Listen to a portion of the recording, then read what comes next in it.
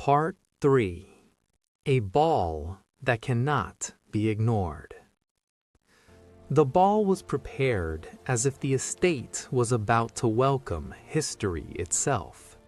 Chandeliers sparkled in the great hall. The floor was polished to a mirror-like shine, and the air was filled with the scent of flowers and expensive perfumes. The servants moved silently, like shadows, knowing that on this evening every glance could mean more than words. Eleanor stood in front of the mirror. The dark blue silk dress hugged her waist tightly, falling in heavy folds to the floor. The neckline was modest, just enough to be decent. Her hair was pulled back, her neck exposed. She looked at her reflection and did not think about the guess. She wondered if she could withstand his gaze. Adrian appeared in the hall later. A dark tailcoat, a white shirt, a restrained gesture as he greeted the guests. No one looked at him for long. The manager was not the center of attention. But she saw him immediately. Their eyes met for just a second. That was enough. She felt her heart hit her ribs sharply, as if reminding her, today mistakes will not be forgiven. The music began softly. Eleanor was invited to dance. Men who spoke politely, touched her permissively, looked superficially. She smiled, nodded, moved to the beat, but her thoughts were far away. He stood by the column. He did not look at her directly, and that was why she felt him with every fiber of her being. When the orchestra changed the melody, he approached her. "May I?" he asked quietly, formally. She put her hand on his shoulder. "Yes." Their dance was dangerous, not because someone might see something, but because they themselves felt too much. "You, today," he began, and fell silent. "Tell me," she whispered.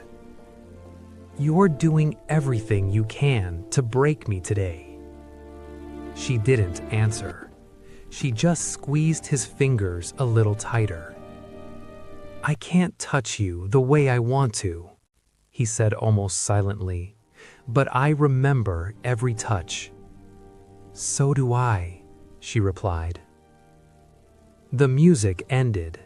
They parted as if nothing had happened between them, but every step hurt.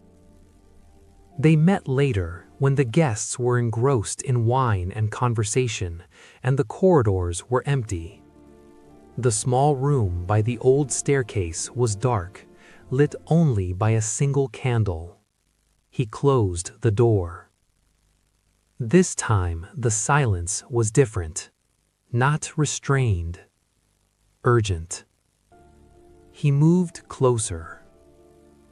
"If we stop now," he said, "I don't know if I'll be able to hold back next time." She looked up at him.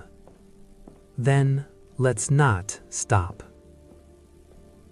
His hands found her waist, not hurriedly, not roughly, as if he were touching something sacred and at the same time forbidden.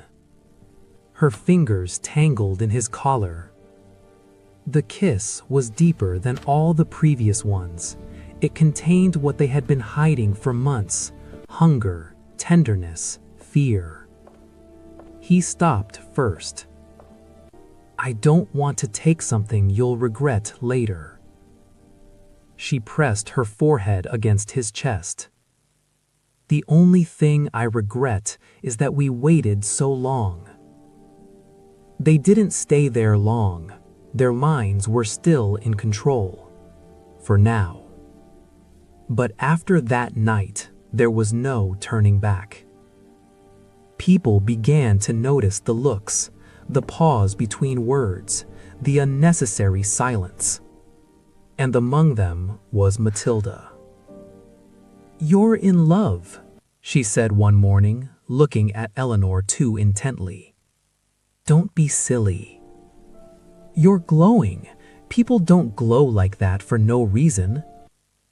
Eleanor silenced. Matilda sighed. "Be careful. The walls have ears in this house." That same day, Adrian left a letter. Short, dangerous. "I can't live half a life anymore. Either we risk everything or I'm leaving."